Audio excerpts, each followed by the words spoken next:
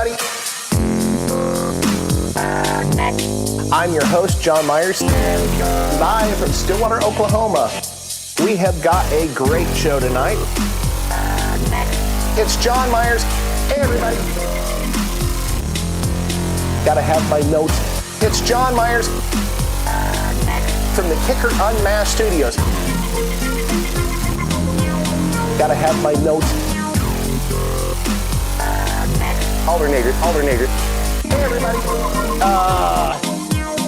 We have fun. Hey, everybody.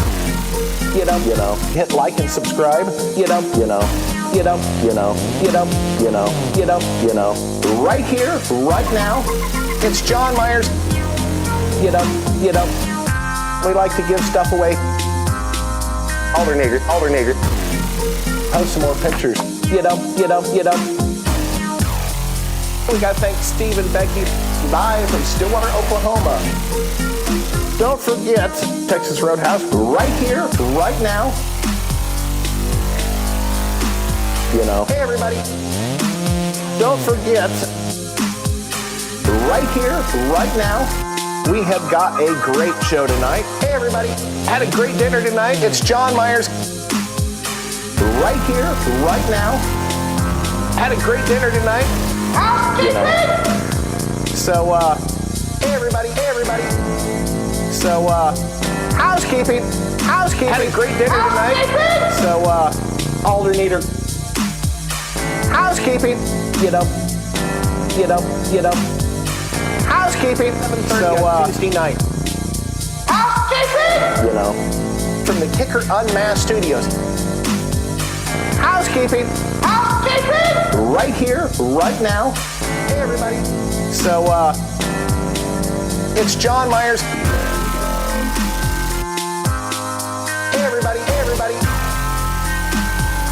It's John Myers from the Kicker UnMasked Studios. Hey, everybody. From the Kicker UnMasked Studios. It's John Myers. Right here, right now. We have got a great show tonight. Hey, everybody. We have got a great show tonight.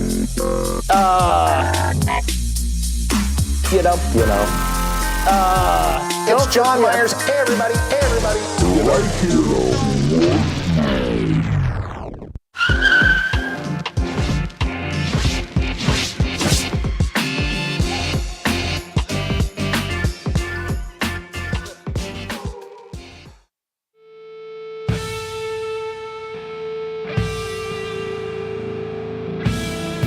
It's been a long road since the original Kicker christened that first pickup truck. It kicked off a car audio renaissance, and upgrading your music in a vehicle was a requirement. America's music machines became living loud over your passion, your emotion, your existence. Outdoors or on the open road, your sound is Kicker.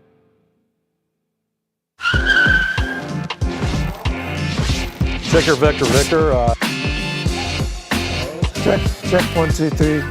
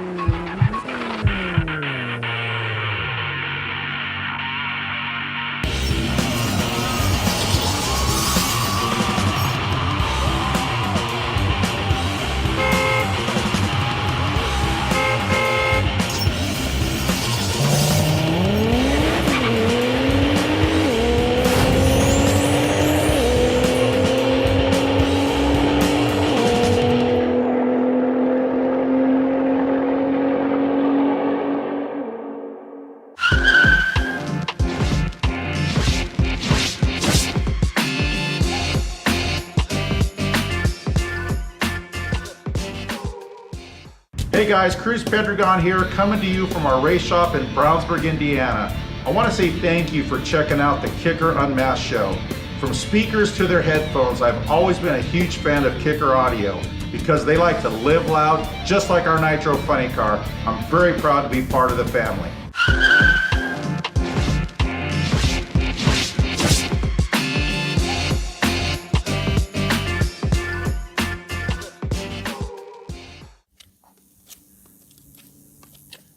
Oh, howdy. Delmar Hogwallop here, coming to you from outside Mildred's Bait Shop and Lingerie. Would appreciate you all coming, giving a look-see in on the Kicker Unmasked show. Those folks at Kicker, salt of the earth, make some of the finest gear ever tickle your ear. So, mighty fine of you to come take some time off and check them out. And remember, whether you're looking for night crawlers or nighties, Mildred's is your place. So once again, hey, son, put down that armadillo and get some pants on. Oh, my Lord, kids.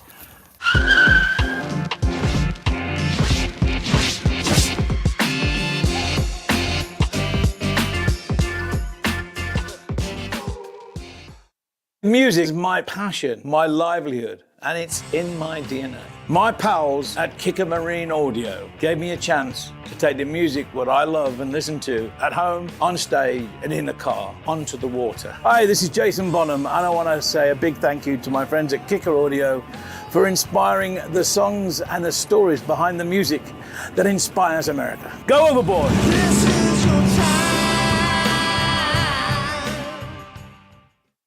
The Kicker Quad Box is the most insane, ground-pounding, basshead-loving, preloaded subwoofer enclosure we have ever offered. It consists of 4 L7R 12-inch subwoofers. It has a total power handling of 2400 watts RMS, and it's tuned at an amazing 31 hertz. Here to tell us more about it is Kicker's very own Jeremy Brown. Hi, my name is Jeremy Brown. I've been with Kicker for 22 years. I work in the research and development department. In the early 2000s, I would run the Gates Bronco at shows like Daytona. We would do hair tricks, 48 10-inch subwoofers with 48 1,000 watt amplifiers. Really big build back in that day. We were able to develop some high output enclosures that were up above the 170 dB mark. We set a few world records with some of those enclosure designs and our woofers. We learned a lot about high output enclosure designs during that time, and we've been able to bring that to our product lines today. Within the last year, we introduced a new subwoofer enclosure with 4 L7R 12s that we call the Quad Box. Our Quad Box is built out of 3/4 inch birch. It's got a 1.5 inch baffle and a 1.5 inch bottom. We also use window frame bracing along with corner bracing to make the enclosure more rigid. We use a flared port to reduce port noise and increase port surface area. This type of vent design helps maximize output. We use the L7R 12-inch subwoofers because this allows you to use one KXA 2400.1 amplifier, and you still get big bass with fewer upgrades to your charging system. The Kicker Quad Box is the bass head starter kit, and if you're worried, it plays way below 40 hertz.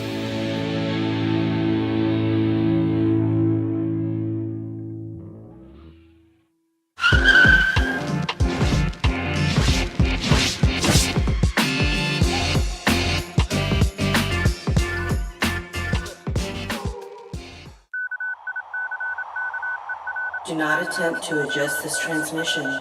We have assumed control. The year is 1980. Music fights for its very survival in an acoustically desolate wasteland man calls automobile. Enter Steve Irby, a man whose love of music helped end this scourge forever and forge a path for modern car audio to follow. A humble musician with a passion for quality sound, Mr. Irby is a man who feels it is his destiny to provide a sanctuary for mobile audio. Welcome. Join us this evening as we venture back to the very night a young Steve Irby gains his inspiration to create the legacy we know today as Kicker Performance Audio. Though he does not realize it now, by this time tomorrow, Mr. Irby will have completed blueprints for the original Kicker and champion the war against mobile audio inequality. Tonight, Mr. Irby's prayers will be answered as he begins his quest into the Q Zone.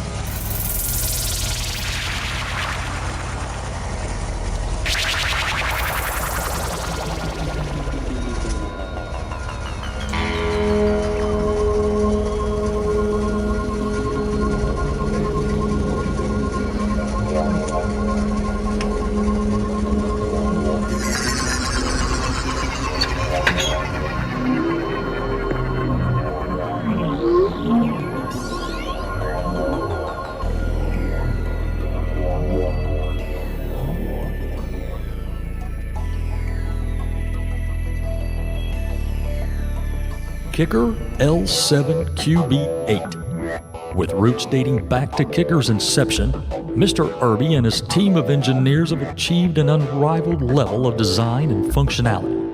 With extraordinary base and a minimal footprint, the L7QB8 utilizes a seamless quarter-inch extruded aluminum housing, allowing optimal internal air volume for the subwoofer. This exclusive design provides exceptional strength and stability. Like the original Kicker, the L7QB8 incorporates a unique passive radiator to minimize required airspace while optimizing the efficiency and frequency response of the subwoofer. Opposite the passive radiator, the L7QB8 is equipped with the all-new 8-inch L7 square subwoofer. The 2016 L7 features an aluminum basket for exceptional strength and thinned aluminum heat sinks for efficient heat dissipation. Kicker's blue lace spider, solo cone 360-degree back bracing, and a laser-etched cone brace combine as a single ultra-rigid unit. The result is increased clarity, higher volume, and added reliability. The square cone features over 20% more surface area than round subwoofers. It's attached to a Santoprene surround, then stitched to the cone for long life and durability. This surround features Kicker's patented ribbed corners, which fully dictates cone motion and extends surround life. At the base of the unit, a pair of custom-formed flanges integrate seamlessly with an extremely low-profile mounting system, consisting simply of a mounting plate and bar. Once installed, the overall height of the enclosure is only 9.5 inches. This profile is small enough to work perfectly in countless trucks, sedans, and SUVs. Once again, Kicker sets a new standard with the groundbreaking design and unparalleled performance of the all-new L7QB8.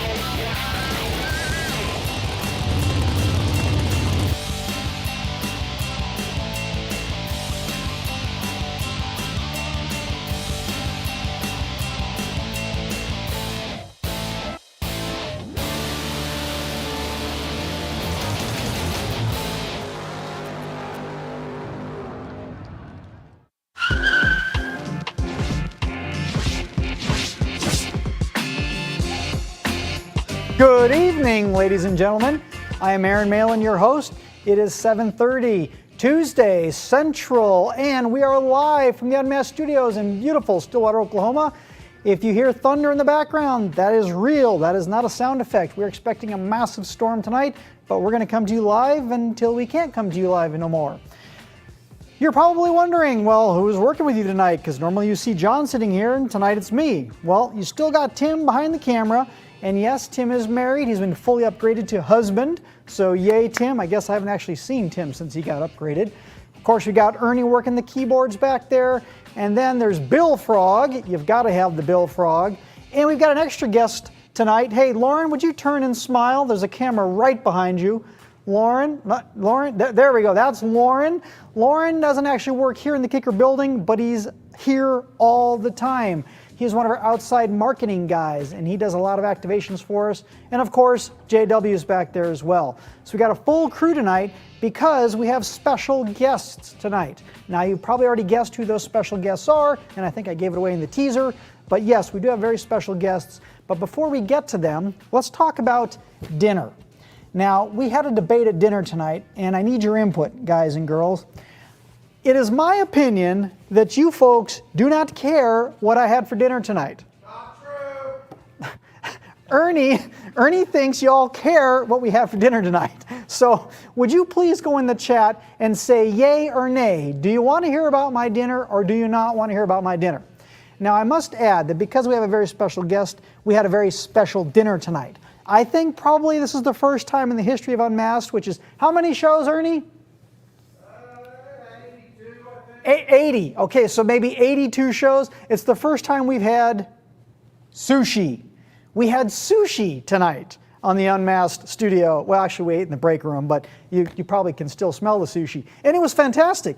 It was from our friends over at Miso. Excellent sushi. Thanks, Patricia. Wonderful sushi. So that's what we have for dinner tonight. I think I had a dragon death roll. I forget exactly what it's called, but it's a little bit spicy, a little bit sweet, and all delicious. And there was a lot of rice at the table. There was a lot of raw fish, dead fish, some of it cooked, and even some chicken fried rice, which, incidentally, there is no chicken in chicken fried rice, so it must be chicken walked by the fried rice or something like that. At any rate, please tell us, do you care or do you not care what we had for dinner? I'm going to see, is there any interesting comments about dinner? Does anybody care? Looks like Casey doesn't care for sushi. She likes her fish cooked. Jason Graham, nah, because you didn't share. Well, sushi is good sharing food, that's true. So yeah, okay, so we didn't share. Although we did share internally because we all like to try each other's food occasionally. So we did do that. Anybody else have any relevant comments? Yes, what's for dinner? Thank you, Scott. Sushi was for dinner. It looks like so far Ernie's right, I'm wrong. Five Guys tonight. No, Andy, no Five Guys tonight. Five Guys is a great option, but they strictly cooked the burgers. And we were looking for something uncooked tonight. Although Jeremy did have non-steak tartare, so his food was cooked perfectly. So, all right, so apparently, Blake, nay, you don't care about dinner. Thank you, Blake, you and me together, man. So most of you do care, yeah, Brad, you do care about our dinner. So I guess perhaps if Ernie's right and you all agree, then we'll keep talking about dinner because here it has been 6 minutes of dinner discussion and now you're probably all hungry. Moving right along. So, what are we giving away? Well, if you remember, I think it was 2, maybe 3 weeks ago, I was on the show with our special guest, Donnie, and he decided to give away a bunch of Slamology stuff. Ernie, can you go to my laptop real quick, please? I want to remind you guys and girls that we had this fantastic Slamology giveaway. I think we're calling it the Grand Slamology or something silly like that. There are 5 more days for you guys and girls to get in on that giveaway. So 5 more days. We've got over 25,000 entries, so there's a lot of people interested in this giveaway. So what you get, 3 winners actually, there's 3 winners. Each winner gets 2 spectator passes with free parking. Think about free parking, that alone is worth the cost of admission because parking is what, $25, $35, $45 per car? So you get free parking and 2 spectator passes. You get Slamology stickers. You get the straw hat, the trucker hat. So you get 2 hats, one him, one her.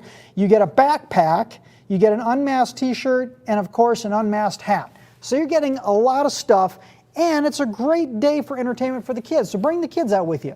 Now, remember from our conversation, there's 2 parts to this event. You've got the car show, and then you've got the SPL car show. And they're separated by the grandstands, the Speedway grandstands.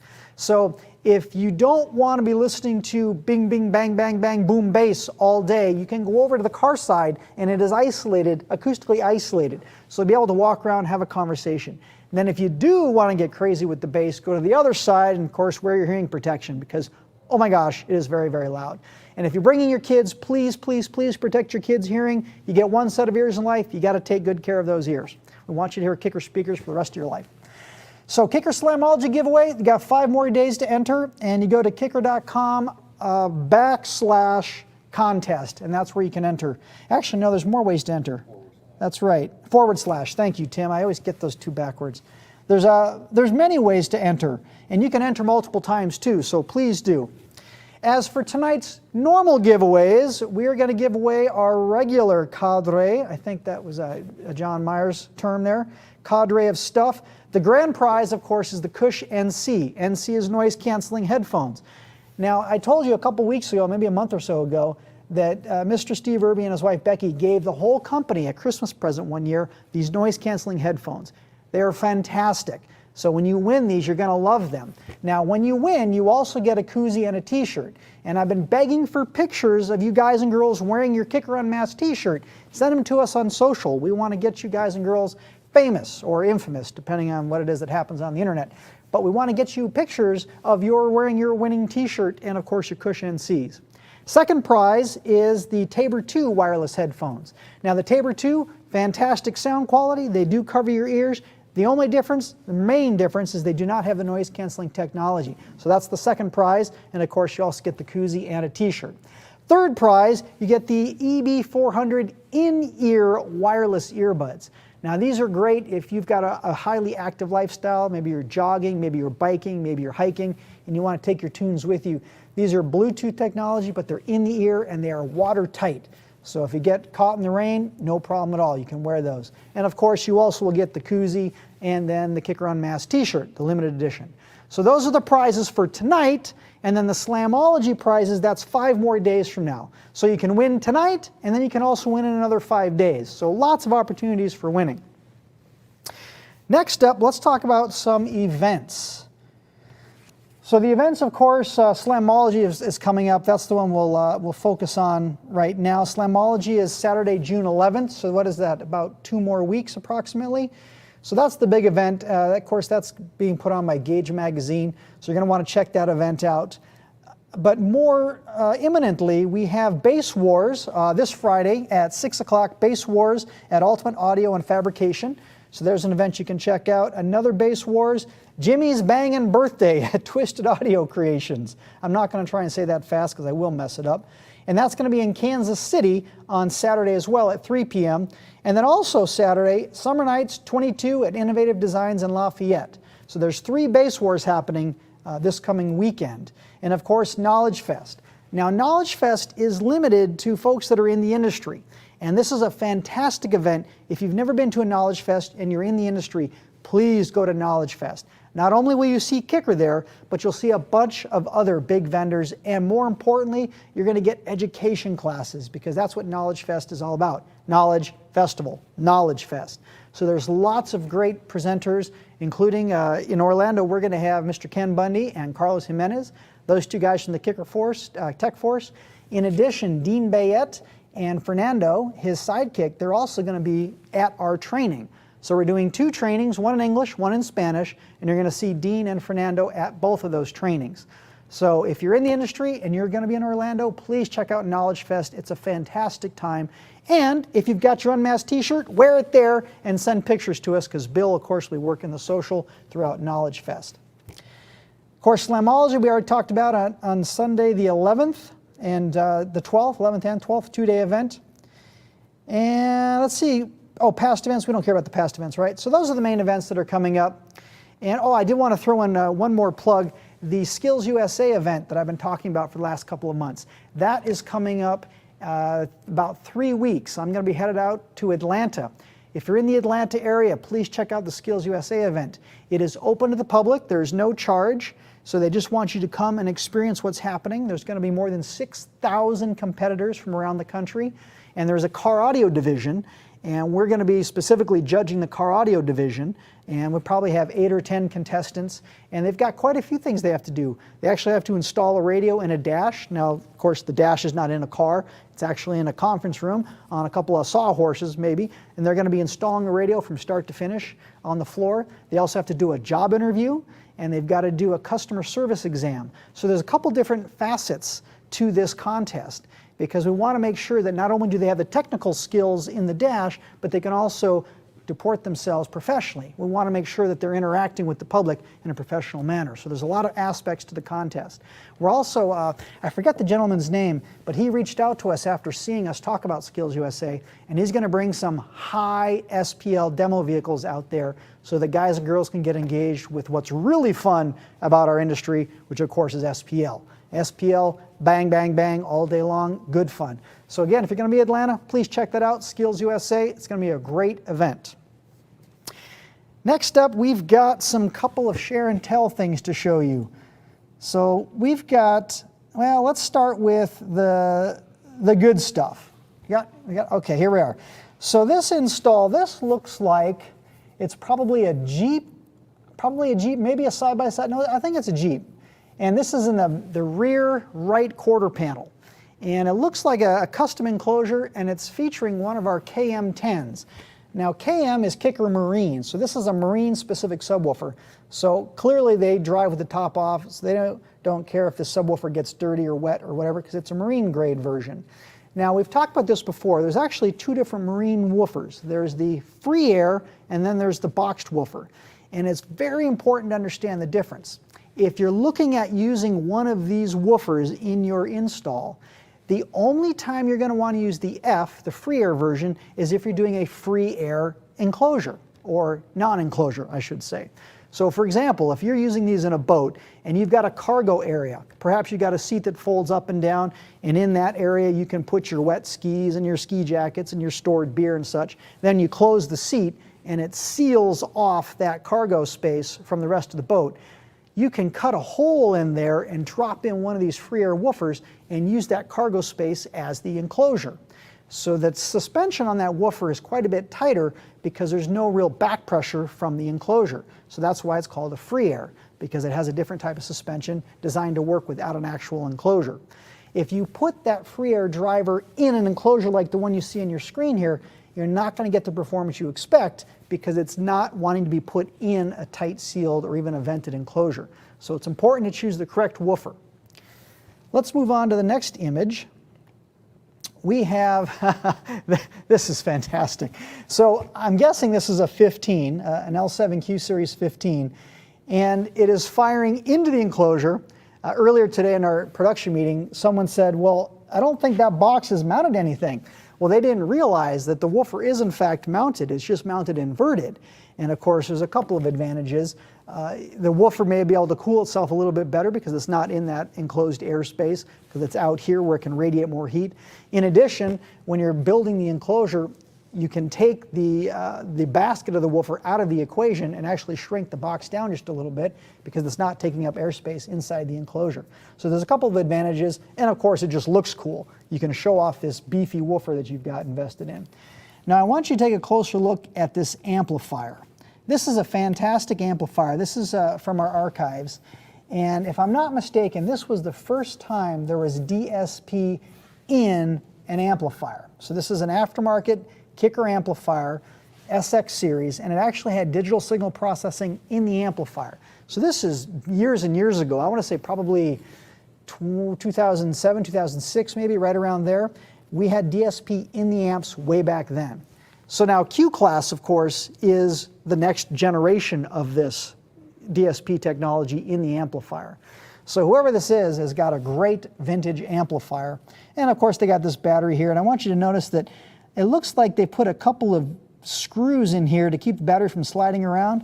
Not recommended for everyday driving because, of course, that screw is not going to stop that battery if you slam on the brakes or, God forbid, you run into something like the 7-Eleven.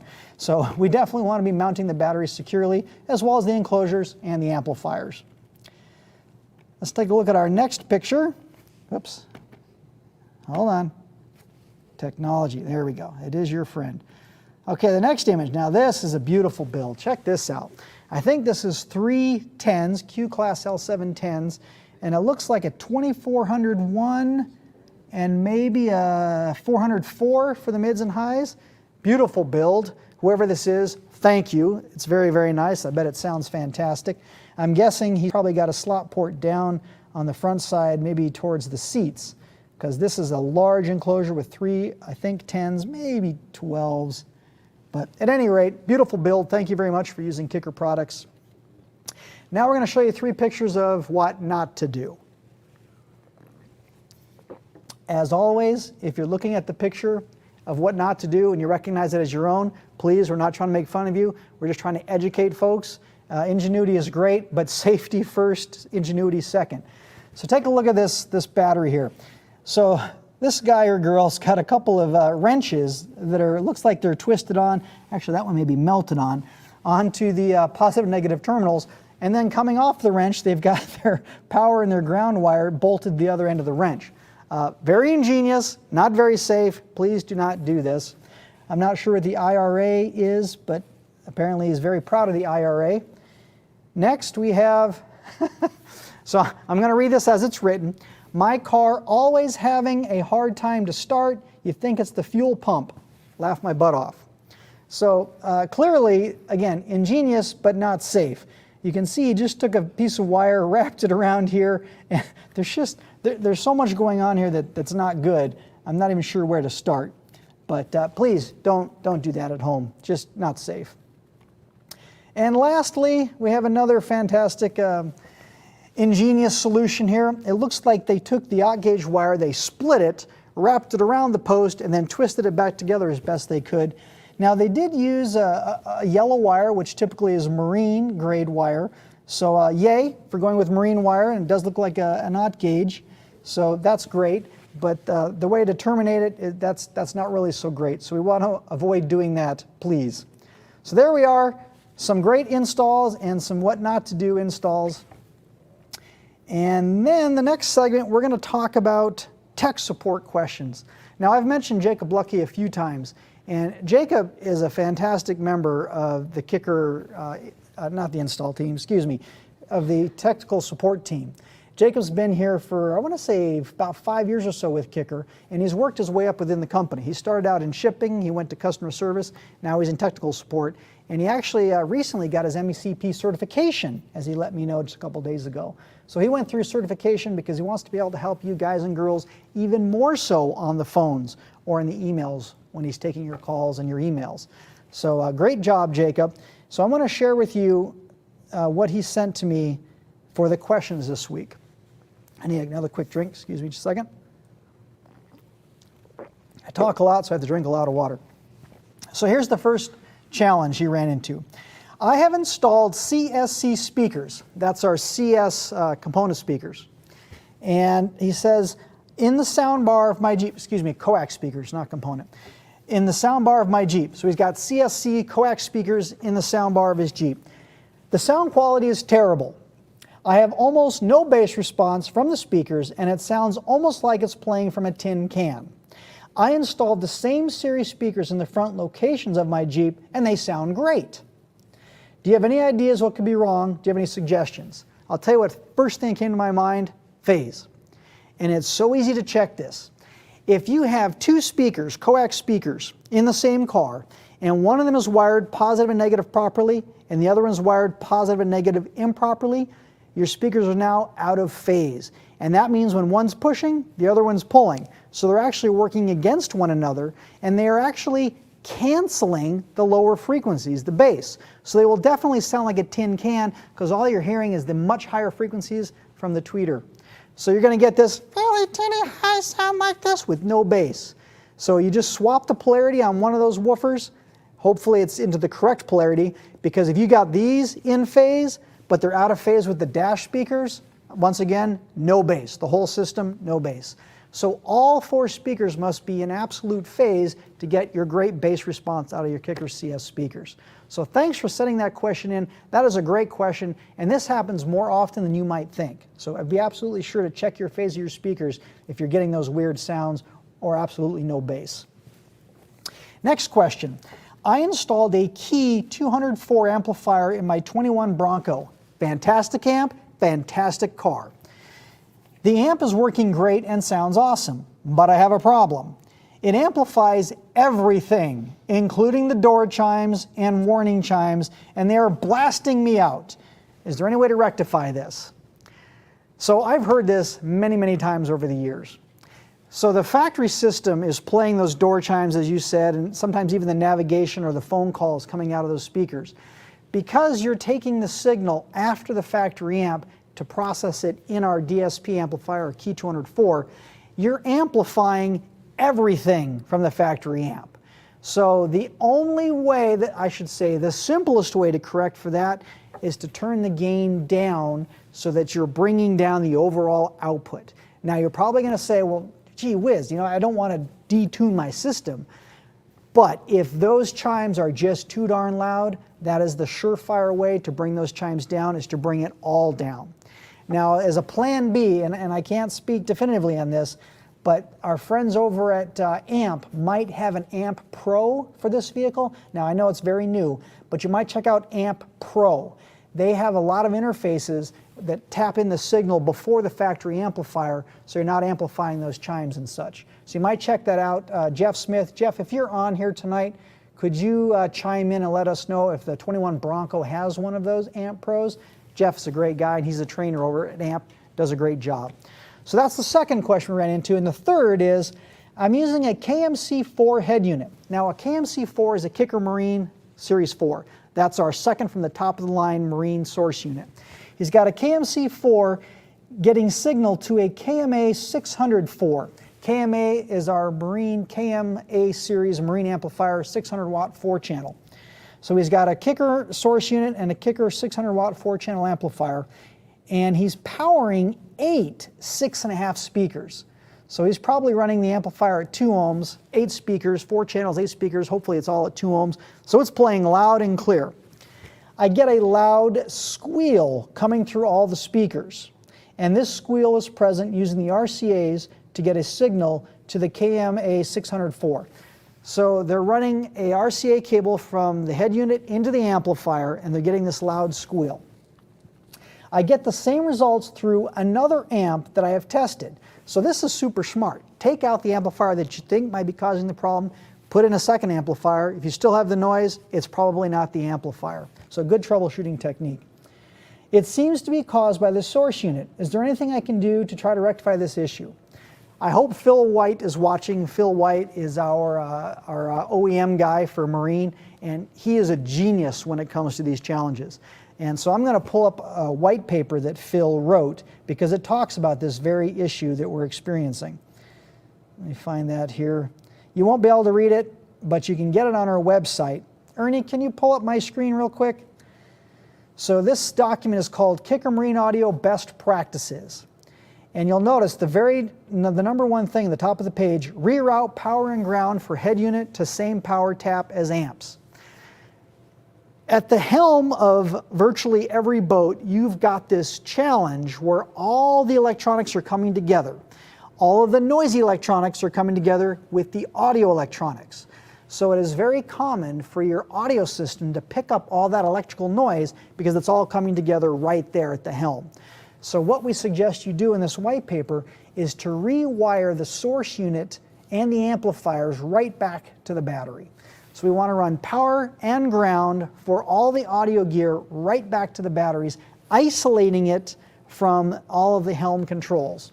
So anything that's going to cause electrical noise is coming up here, but you're getting your electrical for your amplifiers and your source unit way back here. So it's really important that you rewire all the audio gear, not just the amp, not just the source unit, but all of it needs to be rewired. So go to kicker.com, under the text section, you'll find this paper, and it'll help you with your installs. And it goes through more than just that. There's quite a few other issues that he addresses in here. For example, if you're going to cut into the nice gel coat on your boat, he says start with your hole saw in reverse, because in reverse it's not going to chip away as it turns. It's not going to chip away your gel coat, causing all these splinters and these problems in your finish. So start with the hole saw going backwards. Just another one of these great little tips. So those are the 3 challenges that Jacob set us up with this week. Thank you, Jacob. Hopefully you're watching as well. How are we on time? Oh my gosh, we're almost exactly 8 o'clock. So support@kicker.com. If you have questions or challenges, please support@kicker.com. You can also call us as well. If you've got an in-depth challenge, please send us an email first. That gives the guys a chance to research the challenge you're experiencing, and then they can follow up with a phone call back to you or an email back to you. So it's always great to email us first before you call, just so we can do the research and get you the answer more rapidly. So we are going to bring on our guests. First, we're going to bring up Mr. Steve Irby. He needs no introduction, but we definitely want to give him an introduction. He is the reason personally that I live in Stillwater, Oklahoma. I love Stillwater, Oklahoma, and I'm here because Kicker is here, and of course that's because Mr. Steve Irby is here.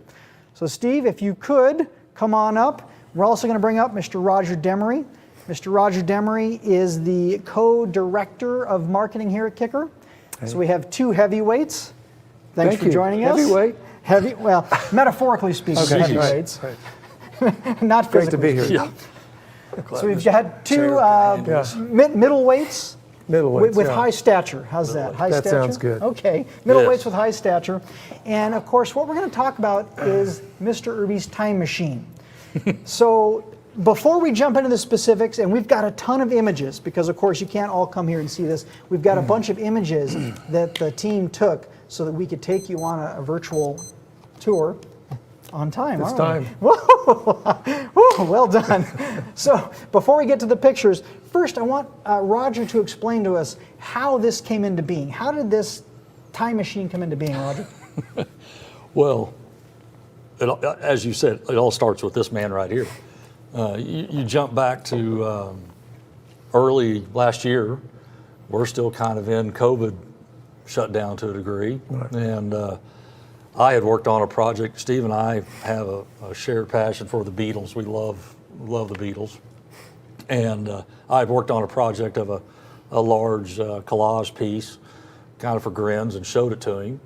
And we were looking at it one day, and he tells me about an idea to possibly take over a big room in the building that was an old mail room.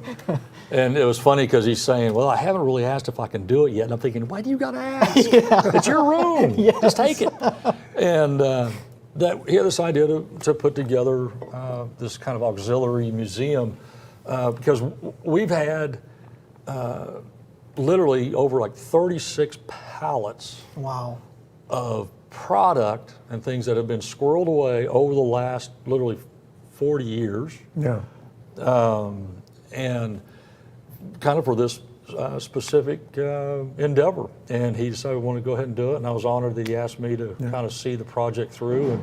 And so we took over this blank slate of an old mail room and started bringing pallets over and going through. And it was fun going through this. You know, it was like, like opening little Christmas presents all the time and stuff and things that literally had not seen the light of day since they literally were packaged, which was cool. So anyway, we started on this room with a concept, and fortunately he let me kind of have a lot of reign with it, and came up with a concept for it and started putting things together, and been really happy how it turned out. It's been a ton of fun, and it's been an honor doing it, that's for sure. So it'll always kind of be a living thing. It'll always kind of grow. I mean, we've got things that we can rotate in and out, but as you'll see in some of the things that we've got to show and that Steve will enlighten on, it's a ton of fun. Yeah. Well, and I know that you didn't do it by yourself, of course. A lot of the creative team have been helping. Well, we had you had people in this room. It took a ton of us. I mean, I kind of might have had the vision for it and ran it, but I mean, you got Tim here, and Jeremy back there, and Ernie and Bill, and I mean, it was a small army of us to really put together, and it took a long time to do, but it's been a blast. But as you'll see on there, there's a lot of stuff in there, and all the gear and everything. What I took from it is great. All the stuff that you see in the history of almost 50 years now. Yeah. But it's bookend with images of our people through the years and the company and things we've done, and then of course some of our key product.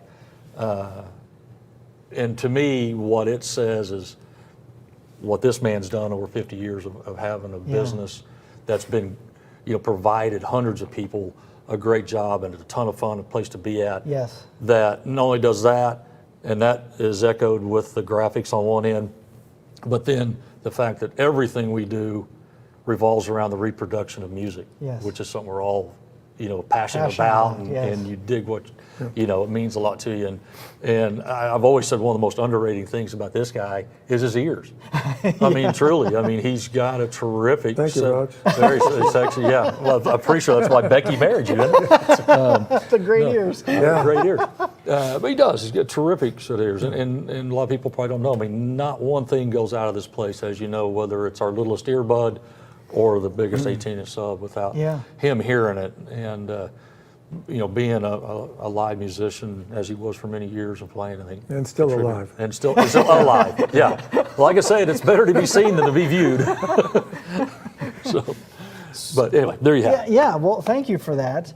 And I had to throw in real quick, the last week you and I were giving a tour to Kayla and Maddie from Texas. And Kayla and Maddie, they drove up from Texas. They had a meeting with us, and so they were the first outsiders to get a sneak peek at this. And Kayla said, it's so completely over the top, it's exactly what I would have done if I did it. And that's high praise. This girl is meticulous in her Jeep and what she does. And so it's well, beautiful. I wanted it. I knew I wanted a little bit of just borderline sensory overload. Yes, and you did it. But there is some order to the madness, and so I think we've accomplished that, and we're proud to have it done. So, shall we look at some images? Yeah, go through it. Steve's got some great stories for you. Yeah. Well, obviously Roger was the guy to do this. I've seen his office, and yes, yes. And it's a work of art in itself. And I've been over to his house and seen all the things he's done in his house. That's just top notch. And so I go, this is the guy to put this together, and it's pretty amazing, all the things that he's done. And it's, like you said, it's still a work in progress. There's a lot of products that we've done that we still don't have. In fact, we just found a couple on Facebook. I think we're going to show a picture of them. Yes. That were probably some of the very first speakers that we made in the early 70s or mid 70s. And so we hope to get those or purchase them or get them on loan. But and the photography at each end of the room is just, gosh, there's over 1,000 photos, I think, on the one end of everything that's happened in the company over, as far as he goes back. Yes. He doesn't go all the way back. I don't go back to when the earth They didn't have cooled, cameras, when we started. I mean, it's just like, hold the thing up and it explodes. Sure. But it's, no, it goes back pretty far. There's actually more stuff that I would like to get that, in the early days, and especially when you start a company, like the Cobbler's Kids has no shoes. Yes, yes. If I built a set of home speakers and they were in the living room, somebody wanted to buy them. Yes. I sold them. And so. And Becky wanted them out of the living room. And well, she wanted something in there, So, but everything basically that we built was sold. I mean, never had a thought of saving anything for the archives or anything because we needed the money. We sold it. Right. So now I want it back. Let's pull up that image. So we're trying to. Ernie, can you pull up what we? Yes, there we go. Oh, there. Tell us about this, please. Those were probably some of the very first speakers we built, and actually that was. I don't think those were built in the garage. That was a little bit afterwards, but those are basically the bottom cabinet is a reproduction of the Altec A7 Voice of the Theater speaker box, and we literally just got the plans from Altec and just followed them to a T and built those. We built a ton of them. But then they're big, obviously. Yeah, and so huge. It didn't take too long before I kind of got into designing speakers and go, let's make this smaller, keep the port tuning, shrink the box. Yeah. And eventually we made one that had two 15s in it that was just about the same size. Wow. And, Yeah, I was gonna say those two are massive. I mean, the picture doesn't do them. I mean, those would rent for $2,000 a month in New York just to live in. They're, I don't know if you can go back to those, Ernie. They were, so they've got a high frequency horn on the top. Basically it's just a compression driver. Okay. And with Alnico magnets, which obviously you don't even find those anymore. It's kind of like something that was in between a ceramic and a Neo. Okay. And they used to use Alnico, JBL, everybody used Alnico. And then the supply of it became really rare. And everybody went to pretty much ceramic. And then neodymium came along. But those were Alnico magnets and compression drivers with aluminum diaphragms and Altec woofers in them. And what size is that woofer? It's a 15. A 15, okay. So that gives you an idea of how large those cabinets Yeah, are. they're big. They're big, and they were Monster. tuned to about 50 cycles. Wow. Which is interesting. Wait, is that below? That's not below 40 hertz. Oh. I'm sorry, I had to. Yeah. We thought it was pretty low back in the day, but Check, please. That was before CDs, truthfully, because a lot of the information, especially like on vinyl and then on tape, is unless you use the big recording tape like they use in recording studios, there wasn't enough magnetic density to get a really low bass note. It couldn't hold that much energy in the magnetic energy. So 50 was pretty low and those were used in motion picture theaters and then bands and stuff, and it was pretty low for the day. But I remember even back then I was really disappointed because I had an audio generator and I tested them to see what they were tuned to. And I was going like, 50? Dang, it sounded like they were tuned lower than that, but they really weren't tuned that low. But they thumped really good, actually. And we started tuning them more like 30 when we redesigned them. But they played loud and they're efficient. They're designed for efficiency because they didn't have that big of amplifiers back then. And those horn, like I said, those horn loaded like that, and those, man, that in a live setting, that bottom end could carry quite a ways too. Oh yeah, that's really the further. horn on the front of the driver is kind of a mid-bass horn. It's not really a bass horn. It's not big enough. So that carried the mid-bass, and then the top one carried the high frequencies, and then basically it was just a big bass reflex box. And Roger, you were telling me a funny story about how we found these. It was cool, and Ernie had a good part of that, but here just within the last week, Steve found them. You found them on... I saw them on Facebook. On one of those little cart deals, and he sees them and says, "Hey, Roger, I think it'd be great to see if we can find these." And Ernie just pops in and looks at it and goes, "Well, here, we can find out who this is. Let's send them a video message." So Ernie just sits there and gets Steve on it and sends Steve does a, "Hey, so-and-so, Steve Irby here. I'm in, well, of course, this guy gets it and is just over the moon. Yeah. I mean, thrilled.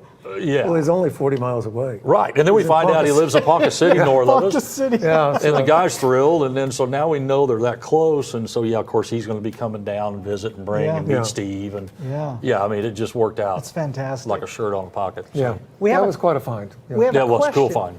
Sorry, guys. We have a question. We like to answer some questions from our audience. Brian Park is asking, extension from the port being near the floor.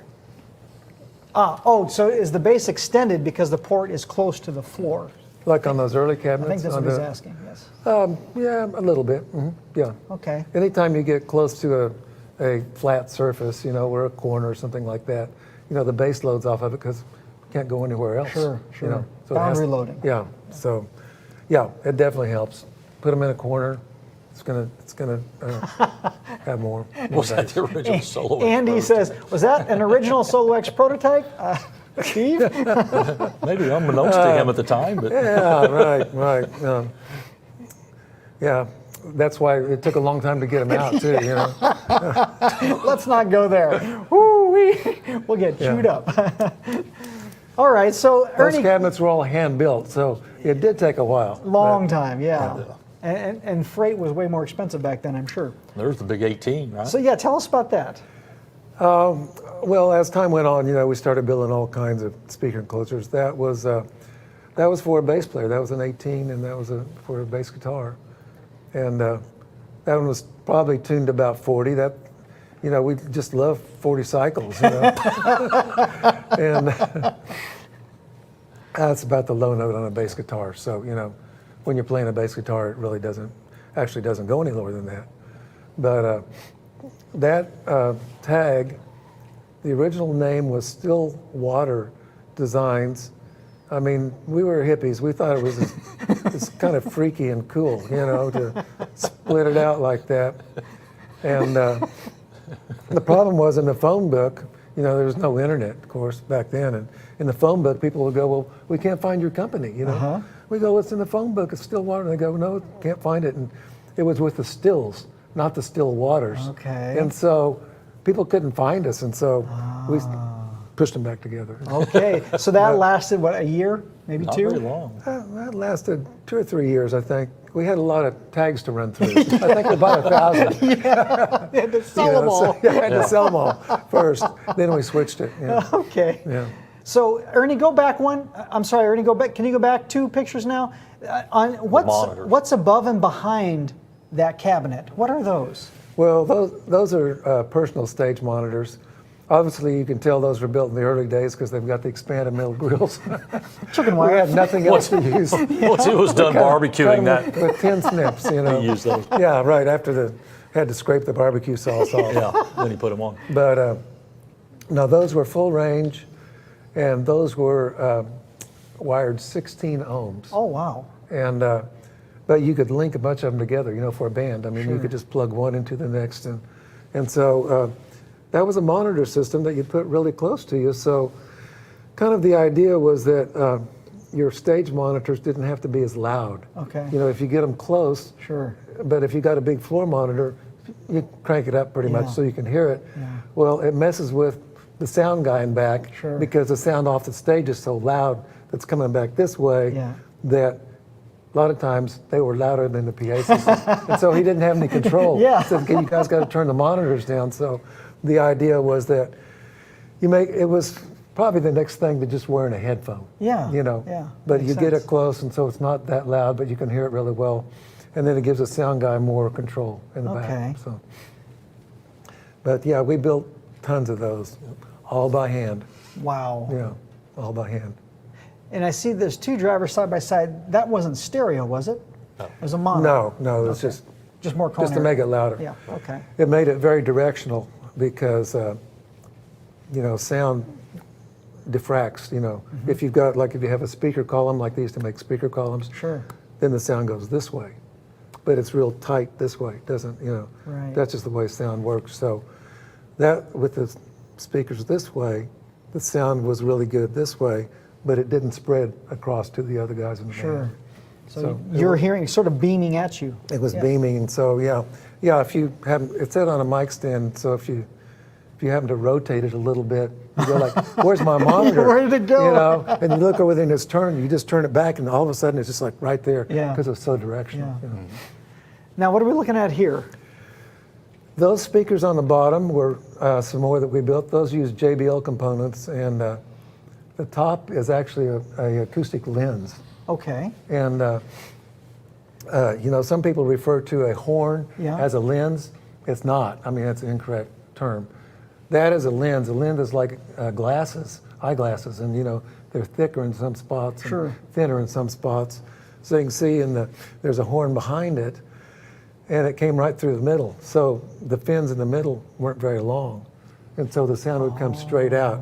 But as you move out, the sound had to go up and down in a longer path. Okay. And by the time the sound at the end got out, it was delayed from the sound in the middle, so it created a curved wavefront. So it spread the sound out like that. Okay. Called acoustic lens. Wow. Now, this is something we don't see today, is it? I mean, I've never seen this in a... They don't really use those. They had a very kind of a natural sound, whereas a horn was a little more honky, you know, especially if it wasn't very smooth. Yes. And but they tended to give a natural sound because they smoothed the dispersion out really smooth. And but you kind of lost some efficiency with it. Okay. And so I think that's probably generally why they kind of fell out of favor. But they did work really well. And these were yours that you built and sold? Yeah. Very nice. But we use JBL components. Sure. Those are all JBL Pro components in that. It's got a high frequency driver on the back of it that's about this big around. It's got a 4-inch diaphragm in it. Wow. It's huge. Okay. Yeah. With an Alnico magnet. Alnico. Google Alnico. Yeah. The woofers had Alnico magnets on them too. Yeah. So it's kind of like close to a Neo, but not quite. Okay. Yeah. What do we got next, Ernie? We all know and love. We've got The those, one that started it all. Got some more charcoal grills on there. Yep, that's what dates them for sure. Well, and I believe you told me, Steve, when I found this piece and dug it out, that you told me you felt like a lot of people also told you had a partner, Keith Frazier, originally for a short time. Yeah. That you felt actually Keith might have built this cabinet because you were still out doing the band work and on the road. Yeah, So I this was is playing in a band pretty regularly when we started. So, yeah, a lot of times I was not in the shop and he was building products. But these were built one-off. I think most people know the story of the Kicker, but we were just building PA systems. So a buddy of mine that liked to experiment with speakers had started a music store, and he called me up and said, I need a speaker that goes behind the seat in a pickup truck. These guys want bass, and there's no place to put a subwoofer like in the trunk and stuff. Sure. So that was what the Kicker was, that fit behind the seat in a pickup truck. And so I built one almost exactly like that and sent it over to him, and he said, these guys really love this. And I knew it sounded good because we'd put it in my buddy's pickup truck. Yeah. And I was not into car audio. I mean, I was into sound, but not car audio so much. And so the bass we just thought it slammed. I mean, it was, for what we knew, about bass at that time. And he called me back and said, they love this speaker, and asked me if I knew what they called it. I go, no, what do they call it? Because said, well, they call it the ass kicker because it kicks your butt right through the seat, right through the seat. I'm so glad you said it. And I knew it did. Yeah, I was like, yes, that's exactly the way it sounds. Yeah.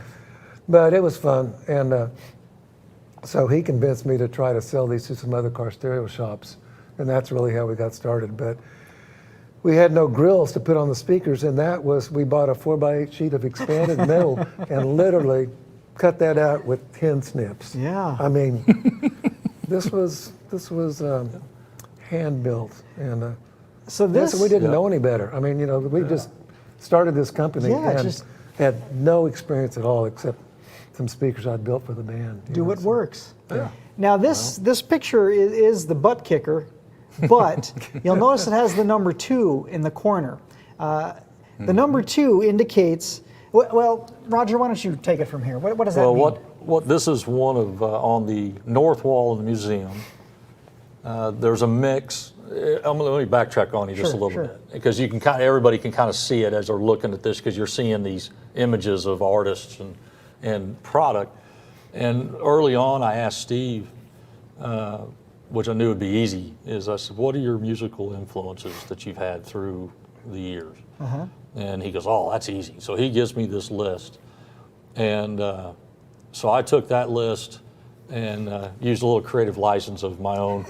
And you added a few groups. I added a few in there.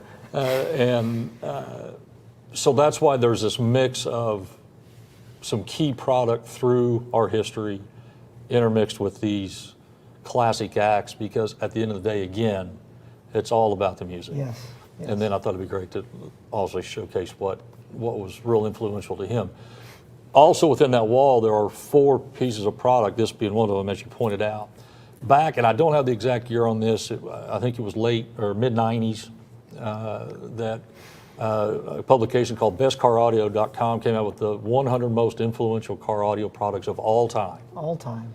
Ranked from 1 to 100. Around the world. This was number 2. So the number 2 ranked of all time was the original Kicker. And then as Arnie's jumped ahead here, we are also on the list at number 9 with the original Soul The Barrack. original Soul Barrack, which Yeah. you want to kind of talk about that, Steve? Yeah, we can talk about that a little bit. Back in and this was an idea that came about in the 80s, but as people were trying to put more speakers in cars, the question was, how to make the box smaller. Right. And this was the same question I had with the PA systems back in the 70s. Sure. Was this box is huge. Yes, I can't fit in my VW Bug. Yeah, so how can we make it smaller and get the same output? And so I had seen the isobaric design. I'd never messed around with the one, but we started experimenting with one because you could get the same frequency response in half the size, but you gave up about 2 or 3 dB of efficiency.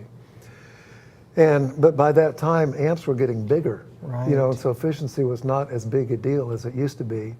And so I started thinking, if we've got big enough amps, we can put these things in half the size of the box. Yeah. And so what we did was we put 2 comp drivers face to face, wired them out of phase, and ran the teal small parameters on them as if it was one driver, with them wired together. And then we designed one driver that had those same parameters. It's so simple today. It was really a pretty simple idea, Yeah. but it definitely worked. Yeah. So it was like having the 2 drivers. So you had to have twice the motor strength, twice the moving mass, and it had to be basically, twice as stiff and the different things, that went into that. But design it into one driver and Yeah. gets low bass in half the size box. I remember the first time I heard a subwoofer in a car. It was Yeah. 2 Soul Barrack 12s Yeah. in a Camaro. And I couldn't believe it. It was Yeah. so amazing. It was like that. Yeah. It was incredible. And I didn't even sell Kicker at the time. I worked for a company that we sold a different brand of products. And when I heard that, this is unbelievable. Yeah. There's nothing like this experience. I was impressed myself. And if something's not good, well, you usually know it. You won't let us sell it if it's not good. No, it's a pretty exciting product. The main drawback is that you lost some efficiency. And so like in the showroom floor, if you compared it to another driver and you had somebody listening to it that really didn't know what was going on, they go, oh, I want that one that's louder. Yeah. But they didn't realize that you put more power to this and it gets the same performance that does in half the size box. Right. So in acoustics, almost everything is some kind of a trade-off. Sure. And if you don't understand what you're listening to and what the trade-offs are, you may make the wrong decision. Absolutely. Yeah. We've all heard a really bad subwoofer system in a car. Yeah, but...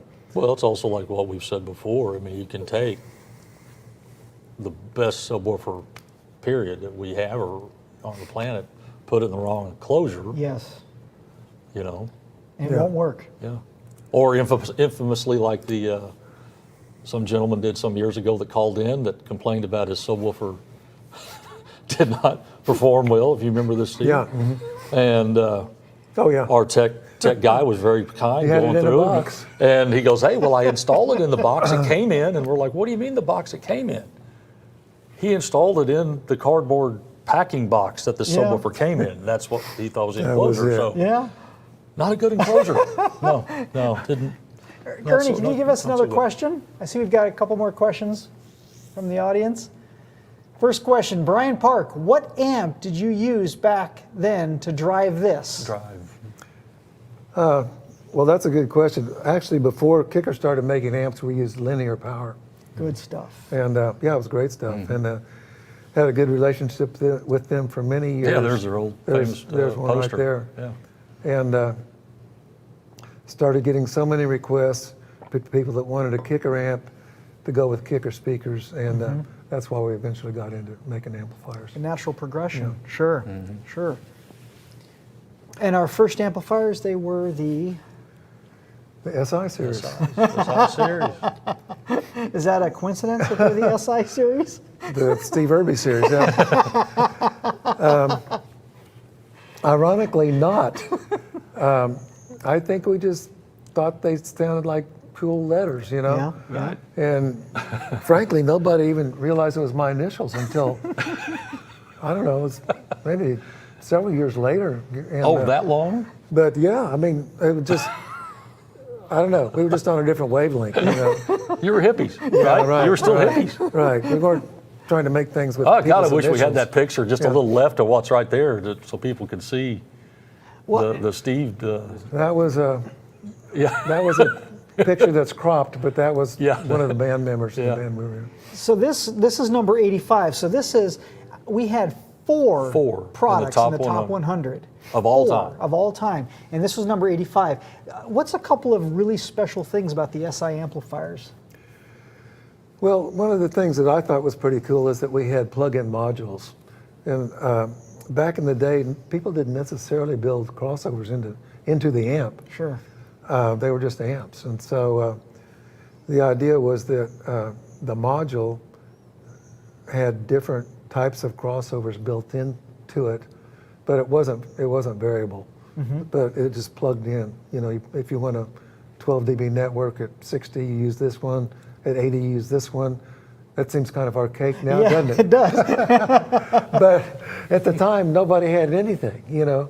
And so, and they were really good crossovers too. I mean, they were, you know, all at least 12 dB crossovers. And we made, some crossovers that had a bump in the bass. I mean, basically you could tune it to a certain frequency and then in too small of a box. Right. And this would compensate for it. Right. You know, so there's a lot of stuff that we did with them that was, I think, was pretty cool.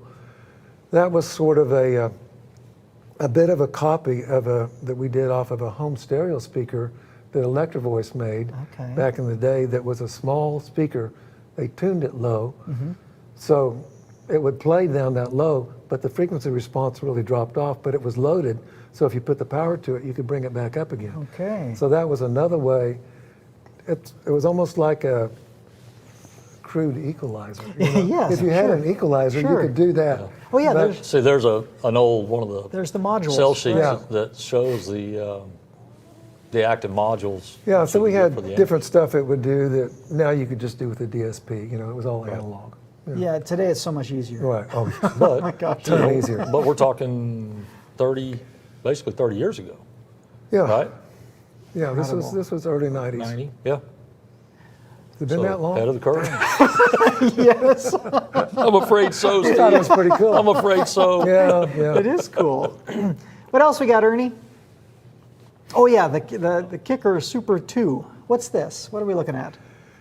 Well, you need to go one more, Ernie, just to the Kicker 2. Does he have the Kicker 2 on there? Yeah, he's got it on shuffling. there. There it There is. we go. Okay.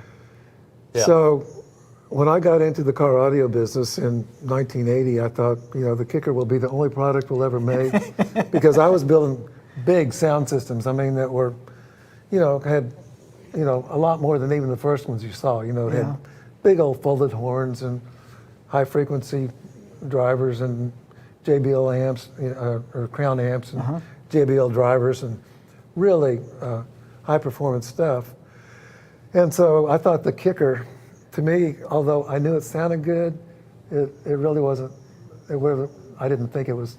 It's not what you wanted to It do. wasn't really that great. I mean, I knew it sounded good, but compared to what I've been doing, it was really kind of a step down. Sure. And I had no aspirations to do that.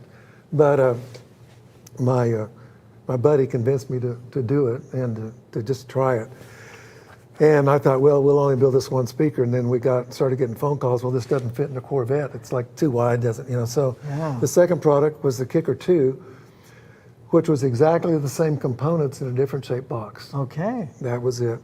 And it just took off like crazy. It would also fit in a hatchback or something like that. Sure.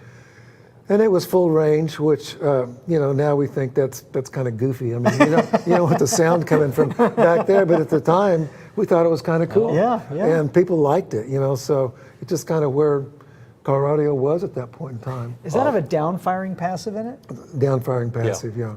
Now, what's amazing, just to point out on all these photos of these enclosures that you're seeing, again, it was so fun. And for somebody back then to think, hey, let's squirrel away some of these were still totally sealed in the boxes, never seen the light of day from the day that they were made in what?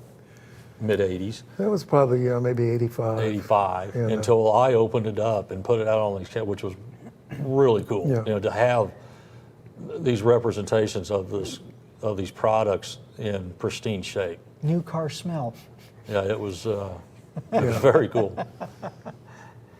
Yeah, so that was the kicker too. And then as time went on, pretty quickly in the 80s, they wanted something bigger. So the Super 2 had 8-inch drivers in it instead of 6.5s. Okay, so step up in cone area. So that was oh yeah, there we go. Yeah. And I think we had 2 10-inch passives in the bottom of that thing. Wow. And I mean, look how good the speakers still, I mean, they are perfect. Yeah, After well, sitting there not exposed to sun. Yes, truth. Yes. Because, back in the day, there was really no UV protection on foam. So if it got some sun, well, it'll deteriorate after a while. They've definitely improved on foam, since then. But well, our COM series uses foam. CS uses foam. Yeah, and it's UV protected. Right. But back in the day, I mean, if that speaker had been used and probably in the sun, those surrounds might not be there. In my buddy's hatchback. Yeah, right. Yeah, that would fall apart. Exactly. So they were pretty loud, and had really good bass with those down-firing passive radiators. Yeah. We often talk about in trainings. We often talked about sensitivity versus efficiency, because a lot of people get confused on the two. And can you talk a little bit about sensitivity in that application? Well, they were definitely pretty efficient, yeah. And that was still in the days when they were not making, I mean, the car audio amps were getting bigger, but not that big. So, I mean, a 500-watt amp was pretty amazing. And expensive. Yeah, and expensive.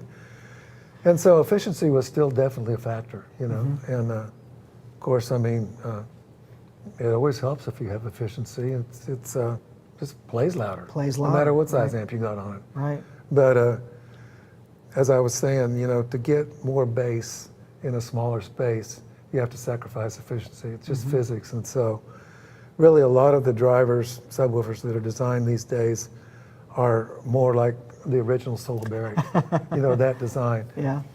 Because it doesn't have to be exactly like a copy of the Isobaric. It can be any varying degree in between that or even past that and go into even a smaller enclosure yet. So it's, we just did exactly that because that was kind of what seemed to make sense. Put it in half the size. Right. But you can design a woofer to go in a quarter the size if you want to and play just as low. Just takes more power. Lots of power. Just takes more power to push it, and the heavier moving system, and you've got to readjust everything to make it work. And so you've got the amps these days, but then you get into the issue of can the voice coil handle that much power, and is it really worth it to make it that small? And when you take something like our the hideaways, in our little Fantastic. 8 and 10 inch that are in itty bitty boxes, Yes. they use that same technology to get the bass. And then we use some electronic equalization on it as well.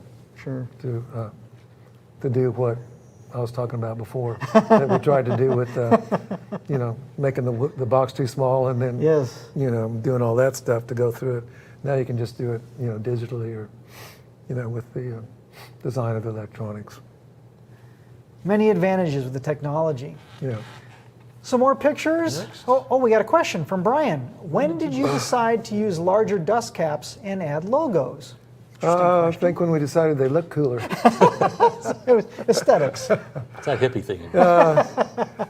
Yeah, really the original comps, we still used a small dust cap underneath that because the dust caps that we used were felt and they weren't exactly non-porous. Sure. So we still use the small dust cap underneath it, and it was for show, really. So branding, really. Branding. Yeah. That was it. great. Well, there's the first sub. Yeah, that's what they look like. They look pretty cool, I thought. Wow. But it had a small dust cap underneath that. And really, as time went on, we began to redesign the dust caps, and it strengthens the cone too.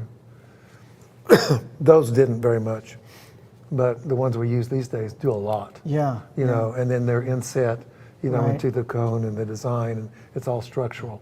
Right. This was a little bit probably structural, but actually those cones really didn't need much else. They were strong the way they were. I love it. I got to point out, I'm seeing here on the chat here that El Fuego saying that my Solobaric S10Cs are still hitting hard after all these years. I mean, that's awesome. Good. Yeah. I mean, I'm glad the surrounds are still there. yeah, no kidding. I mean, you must have them in a basement or No, I something. think Yeah, but that's cool. I those love were it. better- And you do better hear surrounds, that. buddy. I mean, now then I hear that. Yeah. Now this is the first true sub-only cabinet, Yeah. correct?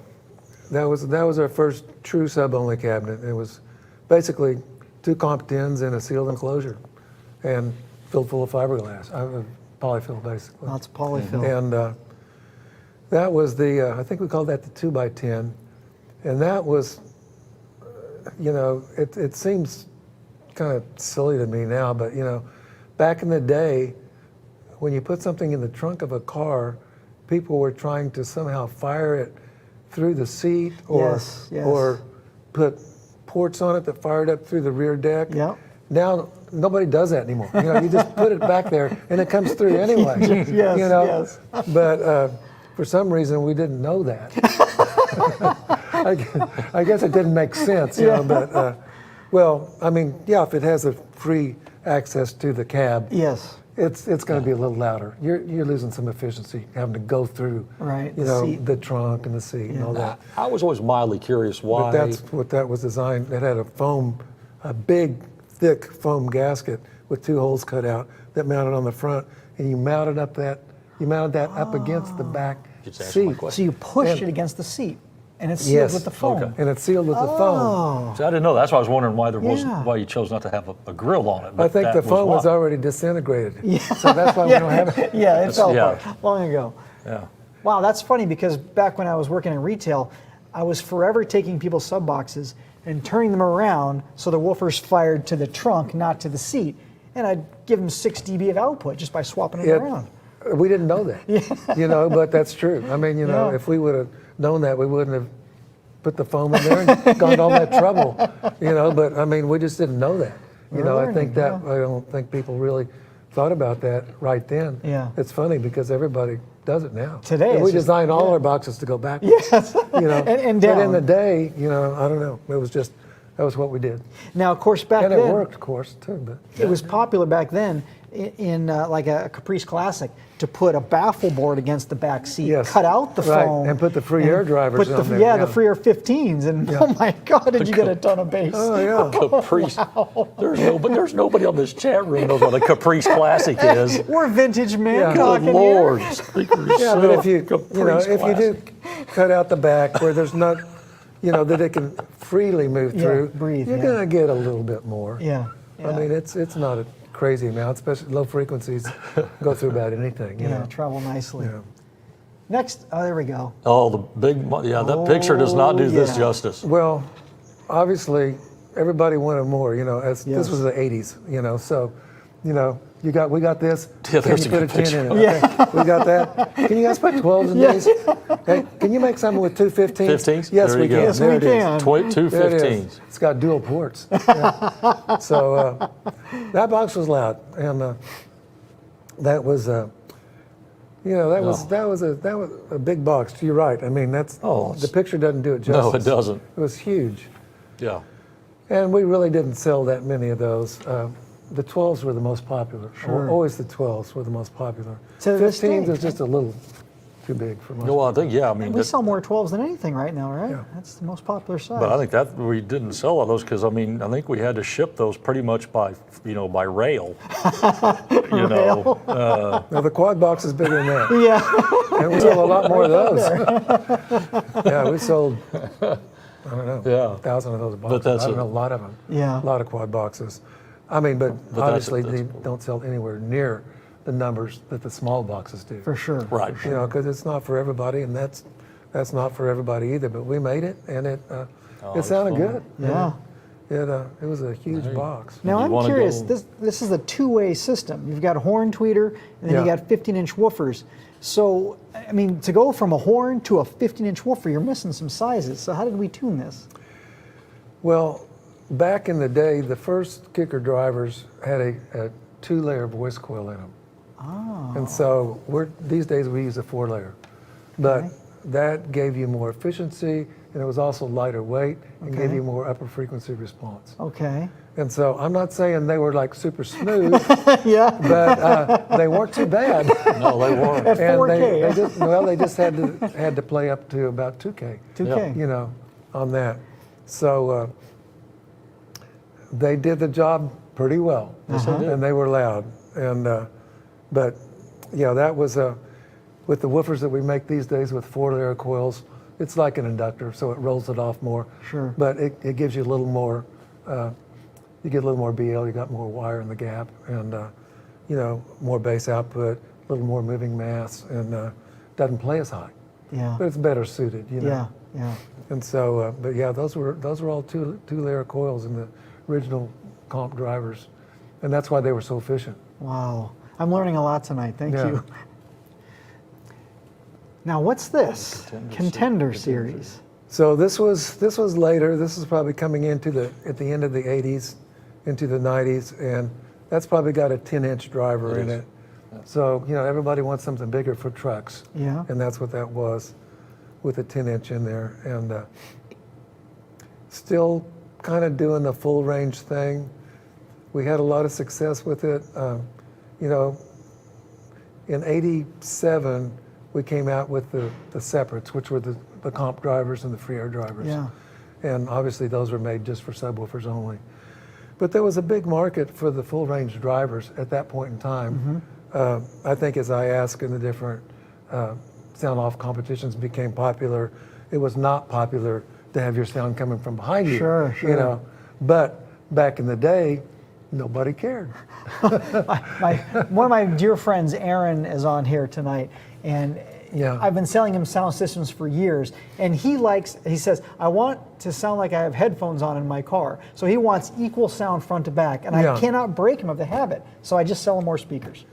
Well, I mean, you know, the idea is that you listen to the band and they're in front of you. Yes. You know, they're not behind you. You know, unless you're turning around talking to your girlfriend, then they're behind you. Yeah. You know? So whatever, I guess, whatever turns you on. You know, I mean, however you want to listen to it. But generally, it was accepted. Over time, it became, you know, and you've got to do the sound stage, and then all the sound off competitions or the sound quality competitions became totally focused on front stage. Yeah. And so this definitely fell out of favor, and we stopped doing it. But for a long time, you could really enjoy your music if you're not worried that it's supposed to come from the front instead of the back. Sounded just fine. Sometimes we make it too complicated, don't we? Well, you know, right, you know. It's started up to 11. Now, this has one tweeter on it and one, is this a pair? Supposed to be sold as a pair? Sold as a pair. Oh, okay. Yeah. The original idea was that in a pickup truck, my idea, really not being a car audio guy, but trying to make something that did everything in one. In other words, if you got 2 speaker wires to go to the back behind your seat, you just plug them in and your system's installed. Yes. And you could put longer wires on, you could take it outside and play it. Yeah. It was full range. And so I think that's why the kicker became so popular in the 80s. I mean, it was really crazy popular. Our business grew. We averaged 70% growth a year, compounded every year, 70% more for 10 years in a row. Staggering. It was just unbelievable. Right thing at the right time. But it was, you know. But now you look back on it and you go, well, that's, you know, kind of passé. But at the time, when everything was new and nobody had seen it, it's like, wow, this is great, you know. So things have evolved over time, yeah. We have a couple of questions. Let's take another question. Yeah. Christopher, how did you design boxes back then without the help of a computer? By golly. Computer was right here. I've forgotten. Slide rule? Well, you know. Stone knives and bearskins. There was there was lots of material to read. You know, there's lots of books on speaker design, bass reflex design, all these sorts of things. And so, but you didn't have the teal small parameters. You didn't have those parameters to plug in and go, what's exactly right? But generally, and it hasn't changed that much, that you know for a 12 about what size it's going to take. You can put it in a bigger box or smaller box. The tuning is back in the day, the only equipment I had was an audio generator, which you could turn and and so you just, Ernie, record that. That was it's kind of, Couldn't resist. you know, I listened to it way too many times. But, you know, you just sit there and you turn it up and down and you watch the speaker cone. Sure. And then when it stops moving, when it moves the least, Right. that's the tuning of the port. That's the tuning. You know, and you can dial it in perfectly. Yeah. And you just see it and that's it. And look, well, what's it tuned to? So that's how we tuned them. you know. Trial and error, lots of trial and error. Yeah, but you know, you take a few notes. I mean, you know, Yeah. it wasn't really that hard. But basically, you could tune it to anything you wanted to, Yeah. but if the box is too small, you still don't get the Right, bass right. unless you equalize the bottom end, you know, like I was saying. Yeah. So, Used it. you know, but you work by rule of thumb, and it worked pretty well. And a lot of times now, if you run programs, which we do, Yeah. and then we test it, and it doesn't come out exactly the same, and then you look at the curve and it looks great, and you go back and listen to it, and you go, that thing doesn't have enough bass, or it's too loose, or it's too Yeah. boomy, and so you still got to tweak on it. You know? Right. And I was telling the story to our guests last week. We were in the listening room, Yeah. and early on in my career here, you were in there listening to, I forget what speakers there were, it doesn't really matter, but you were listening to it, and you said, that inductor's not quite right. Yeah. We need to replace that inductor. And I'm Yeah. thinking, he can hear an inductor? It doesn't even do anything except block Well, frequencies, but you did. It can distort. You know, if you overdrive it, you know, Sure, it can distort. sure. So yeah, basically when you cranked up the bass, distortion was starting to come in, and it wasn't the driver and it wasn't the amp. Yeah. And the only thing you got on there is a coil, and so it was saturating, and it creates distortion. So you've either got to go with heavier wire windings that can handle more, or you've got to use like an iron core in it, and which allows you to use less wire, okay. and lose less resistance, or you know, it's lower impedance. Sure. But yeah, so you know, you learn a few things like a ceramic core in a coil is cheap, but they'll saturate at a certain point, and it creates a distortion. You can hear it, You can hear even it. in bass. Yeah, so that's basically what we were hearing.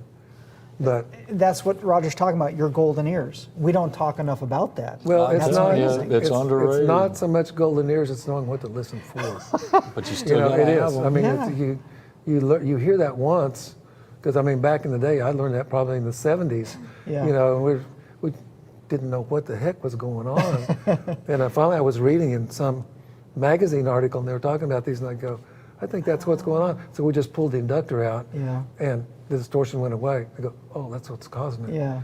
And then later I found out about you got to use a heavier gauge wire, Right. you know, and also, or you've got to use an iron core, which doesn't saturate as soon.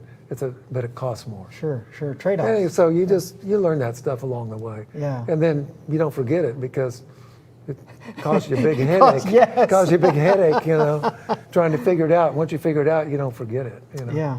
And Well, what the sound is. you know. It's something that's nice to talk about, because a lot of the folks who are watching this, they don't have that experience. Yeah. And so to hear that, it's something that you take for granted. It's so simple for you. Yeah. But for the average person, like, oh my gosh, you could really Yeah. hear the difference. And yeah. Well, most people are not using inductors on woofers anymore. Well, they're that's using- true, yeah. They're using, you know, digital, electronic Electronics, crossovers and stuff. But on that particular product, Yeah. which was a two-way, Yeah. box speaker, outdoor speaker, Right. then we had to do that, because that's, it was Yeah. a different design. Amazing. Thank you for the question. What's the next That was question? a long answer. I think that was. What's the It was next great. picture? Brian, again, do Oh. you ever use water to calculate the volume of an enclosure? I think we did that once. Once. It was marine woofers, right? Right, yeah. It seems like we did that one time. and go, yeah, this is too messy. You know, you have to put a plastic bag in there. Yeah. That's what Becky said. Out. Yeah, right. Yeah. Nope. Not anymore. No. So yeah, I mean, no. you can do that. Yeah, you can do it for sure. Baba, if you live in a dry climate, how do you store subs where the surrounds and woofer don't eventually dry out? Is there some kind of moisturizer that can be applied to subs to keep them in storage? Well, Oil of Olay, I think, was coming out with something. that's my favorite. Yeah. No, just really what caused the surrounds to dry out or crack was just the composition of them. And generally it was they were not UV protected, and UV would break them down. And that's why you get an old speaker and you open it up and the surround is like, sometimes it's just gone. Yeah. You know, because of that. As time went on, and in the 90s, you know, like the original Solar Barracks had surrounds that were more advanced design. But, you know, back in the days, probably in the 70s and stuff, you know, the old speakers, you know, generally had a treated cloth surround. Yeah. And that thing would last forever. Right. You know, and then they wanted more excursion, you know, because a big half-round cloth surround, when it moves, it wrinkles really bad. Sure. You know, because it wouldn't compress on itself. Whereas use a big fat rubber or foam surround, because of the geometries, they'll all try to wrinkle. But it would compress on itself, and so it didn't like just cause these wrinkles in it, you know, because it's compressing on itself. But the dimensions are changing. So they became popular, and then they figured out how to keep them from, you know, turning to mush. Sure. You know, after a while. Speaker cones are generally just fine. Even if they're paper, they'll last a long time. So I don't think you need to really do anything. Probably just keep it out of the sun, out of the weather as much as possible. Like those ones in there that were sealed up. Sure. In a temperature-controlled space. Yeah, I don't know that temperature even matters that much. It's more UV, more sunlight. Okay. Yeah. It seems like I saw in the past a lot of the older, again, back to your building the live PA stuff. Yeah. I remember seeing where you'd have a lot of, and I'd see them like in guitar amps, bass guitar amps, et cetera, PAs. Those surrounds were like, say, like a cloth material, and they were accordion. You know, accordion. Like accordion style. And you saw that. Was there a reason why you saw that mainly just in live, you know, music instrument speakers? And because I don't recall seeing that in the home or car world. Well, they started off like that. They started off in a lot of them were actually the paper cone itself was formed into the accordion edge. Oh, yeah. And then they put a treatment on it. Okay. But it's actually the part of the cone material. And then, you know, you get more advanced and they use a separate piece of linen or cloth that's treated to do that. But back in the day, the speakers weren't moving that far. Sure. They didn't have to have that much excursion because they didn't have the power to drive them. Right. And so what you do is you take a speaker like that, you had to put it in a great big box. Yeah. Which is like the first boxes you saw. Yeah. Because the driver couldn't move that much because they didn't have an amp to push drive it. it hard Right, enough to make it right. move that much.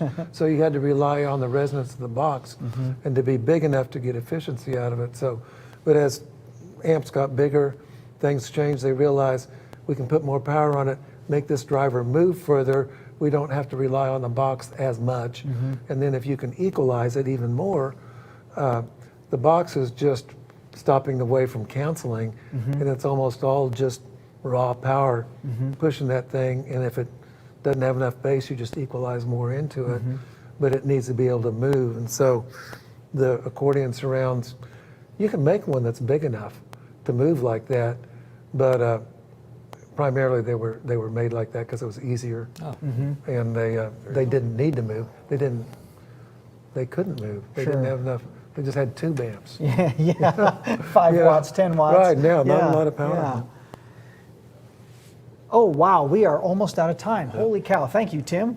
What are pictures? I know we got some cool more pictures. A couple more pictures? Well, I think we're going to split this into a second part. Oh, okay. Oh, okay. So there you go. Tim's giving us an update. We're going to have you back if you'll join us again. Yeah. Different show. And then we'll do some more of the time machine walkthrough. And we have to give away some stuff. So you guys just hang out with me while we give away some stuff? Because, I mean, it's your stuff we're giving away. Yes, it is. So, Just giving away Steve's stuff. Okay, so let's go for our third place winner, the EB400s. Bill, who is winning the EB400s tonight? Who do we have? We've got winner number 3, Michael S. from Illinois. Michael, congratulations. You get EB400 in-the-ear monitors. You get a koozie and a unmasked t-shirt. Please give us your correct size. So that's the third winner. Who's the second winner? Number 2 winner tonight is number 2, Ken B. from Utah. Ken from Utah, congratulations. You get the Tabor wireless headphones, the koozie, and the unmasked t-shirt. Please send us a picture of you wearing that t-shirt and your Tabors. We'd love to see you guys and girls wearing them. And the number 1 winner tonight, who is the number 1 Cush NC? Cush NC, Jake P. from Indiana. Jake, you get the number 1 prize tonight. Hey, Jake P. Woohoo! So that is the Cush noise canceling headphones, the koozie, and the Kicker Unmasked t-shirt. Again, please send us pictures of you guys and girls wearing those t-shirts and your headphones and holding your favorite beverage in your koozie. That would be fantastic.